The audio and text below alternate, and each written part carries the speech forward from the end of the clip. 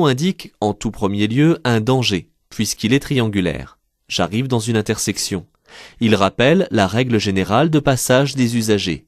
Les usagers venant de la gauche cèdent le passage à ceux qui arrivent à leur droite. Je cède donc le passage à droite, et les usagers arrivant à ma gauche me cèdent le passage. Perdre un point peut arriver par inattention. Ce n'est pas bien grave si cela ne se reproduit pas. En effet, la réglementation permet de le récupérer sans attendre 3 ans, mais seulement 1 an, à la condition de ne pas en perdre d'autres entre-temps. Afin de ne pas être surpris par une baisse importante du nombre de points sur mon permis, l'administration expédie un courrier afin de m'avertir lorsque le solde passe ou descend en dessous de 6 points. Il est préférable de me ressaisir sur ma conduite et éventuellement de suivre un stage volontaire pour récupérer 4 points. Ce type de véhicule est considéré comme un usager à part entière, auquel on cède le passage lorsque la règle ou le panneau l'exige. Je dois donc ici m'arrêter pour le laisser passer.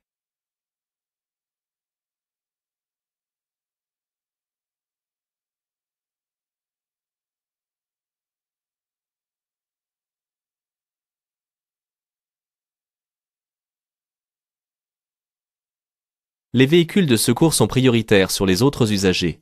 Ainsi, ce véhicule de pompier qui actionne ses avertisseurs passera avant moi sur ce carrefour giratoire, même si je suis déjà engagé. Le bleu est réservé aux directions autoroutières, le vert aux grands itinéraires et le blanc pour les directions locales.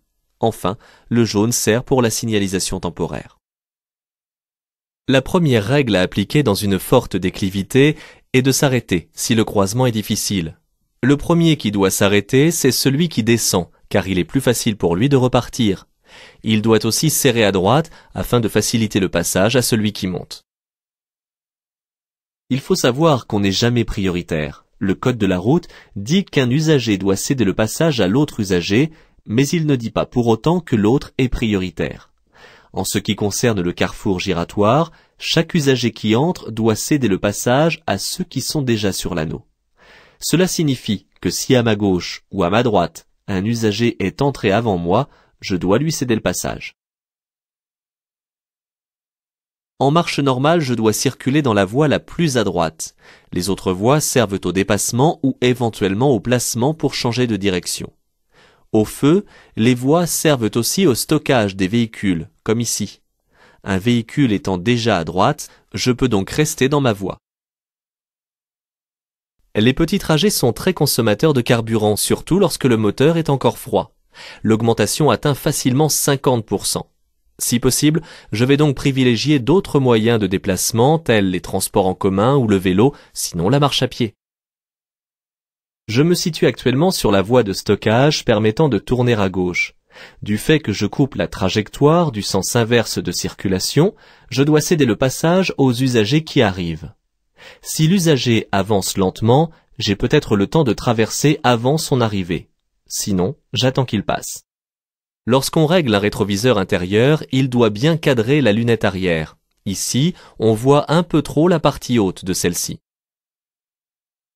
Il est interdit de klaxonner en agglomération, sauf cas de danger immédiat. L'arrêt intempestif de cet usager qui ouvre la portière n'en est pas un. J'attends patiemment qu'il reparte. Bien que le panneau soit bleu, un symbole autoroutier indique que je suis plutôt sur un itinéraire menant à l'autoroute. Le panneau blanc confirme que je circule sur une route à chaussée séparée, car sur l'autoroute, il serait à droite et indiquerait une sortie. Ici, ces panneaux confirment ma direction. La vitesse est donc limitée à 110 km/h. Un ralentisseur sert à faire ralentir les usagers du fait de l'environnement particulier. Cela peut être la proximité d'une école ou encore un passage pour piétons.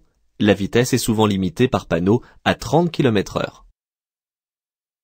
Si je baisse un peu ma vitesse de croisière, je ne perds pas beaucoup de temps, c'est seulement une impression. En circulant à 120 km/h au lieu de 130 km/h par exemple, je ne perdrai que quelques minutes, ce qui est peu sur une longue distance. En revanche, je ferai d'importantes économies de carburant. J'approche de la gare de péage qui se situe à 1300 mètres et ses usagers commencent à ralentir tranquillement. Ce n'est pas une raison pour moi de profiter de l'occasion pour les dépasser par la droite. C'est interdit tant que je ne suis pas dans l'une des voies de sélection du péage, et dans ce cas, ce n'est plus un dépassement. J'entre dans une agglomération. Le losange jaune indique que la route qui traverse celle-ci reste à caractère prioritaire. Cela signifie que tous les usagers abordant cette route doivent céder le passage. Je n'ai donc pas à céder le passage à cette intersection, mais je reste prudent. Des travaux modifient totalement l'aménagement de la chaussée et des balises de délimitation m'obligent à emprunter la voie de gauche. La signalisation temporaire prend le pas sur la signalisation déjà en place. Il est probable que la circulation soit ici alternée. Je suis donc bien placé. Un camion déplace beaucoup d'air dans son sillage. En le dépassant, j'en ressens les effets sur le véhicule qui aura tendance à bouger et à vouloir modifier sa trajectoire. Le coup de vent sera d'autant plus fort ici qu'il s'agit d'un convoi exceptionnel, assez volumineux. Je corrige avec souplesse les déviations. Si devant moi je remarque de la fumée, je m'arrête sans m'approcher. J'allume les feux de détresse, je laisse les clés sur le contact et j'évacue à pied par un abri de survie. Il risque d'être plus dangereux de faire demi-tour que de s'abriter, car un feu et la chaleur se propagent très vite. Le demi-tour est interdit. Les abris de survie dans les tunnels sont faits pour protéger les usagers qui s'y sont réfugiés. Des affiches expliquent les comportements à tenir. Après avoir lu les consignes, j'évacue par le couloir isolé si cela est spécifié, ou j'attends que les secours m'invitent à le faire. Le trottoir fait partie du domaine des piétons. Il est donc formellement interdit de monter dessus même pour stationner à cheval. Cependant, si le trottoir le permet, une signalisation au sol et par panneau peut l'autoriser. Dans ce cas, je m'y rends au pas. Hors agglomération, les panneaux de danger sont implantés à 150 mètres du danger annoncé. Le panneau annonçant la présence d'un cédé-le-passage à l'intersection est situé à 150 mètres de celle-ci. Ce dernier étant placé après le panneau de danger, l'intersection se situe immédiatement après le passage à niveau. Si je trace un trait dans l'axe de ma voie sur le panneau, l'itinéraire bis se situe effectivement à gauche. Cela m'autorise à serrer à gauche dans l'anneau afin d'assurer la fluidité du trafic pour les entrées et les sorties des véhicules. À la condition de masquer la visibilité du lieu, il est dangereux de s'arrêter ou de stationner à proximité d'un passage à niveau. Il ne faut pas en effet masquer les signaux. Je risquerai alors le retrait de 3 points sur mon permis de conduire.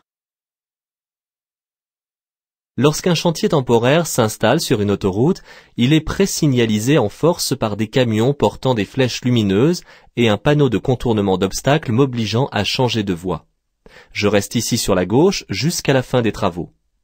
La présence de personnel m'oblige à être plus attentif et à ralentir. Lorsqu'un usager dépasse, il a calculé sa manœuvre en fonction de ma position et de ma vitesse. Sur cette route, aucun usager n'arrive en face. La manœuvre n'est donc pas trop risquée. Je ne vais pas changer mon allure car il n'y a aucune urgence. Cette signalisation est particulière car le panneau du haut est rarement jaune. Un itinéraire bis contient le mot bis. Un itinéraire de substitution comporte la lettre S. Il s'agit ici d'une sortie temporaire pour les directions signalées. Il ne faut pas confondre le seuil de l'infraction avec les effets de l'alcool. Pour certains, un verre suffit pour être dangereux, car le premier verre modifie déjà la perception au niveau de la vision. Et pour une personne petite et mince, on frise le seuil de l'infraction. Consommer de l'alcool et du cannabis multiplie par 15 le risque d'accident grave. Si je me suis lancé un peu trop vite, je vais devoir ralentir un peu, car je me situe en fin de voie d'insertion. En sortant devant cet usager, je n'aurai pas la distance suffisante de sécurité. Or, je dois laisser au moins 2 secondes, soit au moins 50 mètres. Je reste sage et j'ajuste ma vitesse pour sortir derrière lui. En règle générale, on stationne à droite, dans le sens de la marche. C'est une obligation en agglomération, sauf en sens unique, où l'on peut éventuellement stationner à gauche. Hors agglomération, si le côté droit n'est pas accessible, on peut traverser la chaussée pour stationner à gauche. C'est ce qu'a fait cet usager. Je circule en agglomération. Je dois donc laisser au moins 1 mètre pour dépasser ce cycliste. En serrant bien la ligne, j'ai donc juste la place s'il tient bien sa droite. Je passe avec prudence. Ce panneau ne se trouve que sur autoroute. Il ne peut donc pas annoncer une intersection. Un panneau de sortie serait blanc. Il s'agit ici d'un échangeur avec une bifurcation. L'autoroute se sépare en deux, l'A83 et l'A87. Hors agglomération, les passages à niveau sont jalonnés par 3 balises, implantées par tiers de distance, soit tous les 50 mètres. Cette balise, comportant un seul trait, est la dernière. Le passage à niveau est donc situé à 50 mètres. On remarque ici que le stationnement s'effectue des deux côtés de la rue.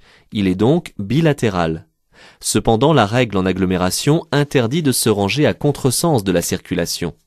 Un simple coup d'œil m'informe que la rue est à double sens de circulation, ce qui signifie que certains usagers sont mal stationnés. Je dois en effet stationner à droite dans le sens de circulation. La ligne blanche continue interdit formellement tout arrêt, car cela inciterait ou obligerait les usagers qui me suivent à me dépasser. Cette manœuvre serait dangereuse, même si déposer un passager ne dure que quelques secondes. Les feux avant de brouillard ont la double particularité d'éclairer la route par le bas dans le brouillard, sans éblouir, et d'être mieux vus du fait de la puissance d'éclairage dirigée vers le bas. La nuit, et par bonne météo, on ne les allume pas, sauf sur une route sinueuse et étroite, en appui des feux de route, car le faisceau est large. Depuis le début 2008, on ne peut plus asseoir à l'arrière 2 enfants de moins de 10 ans sur le même siège adulte. Une personne par siège. De plus, ils doivent disposer et utiliser un système adapté de protection, siège-coque et rehausseur. Sauf dans certaines agglomérations, l'arrêt et le stationnement sont interdits sur un pont. Il n'y a aucune exception pour les tunnels. Ces dispositions sont facilement compréhensibles.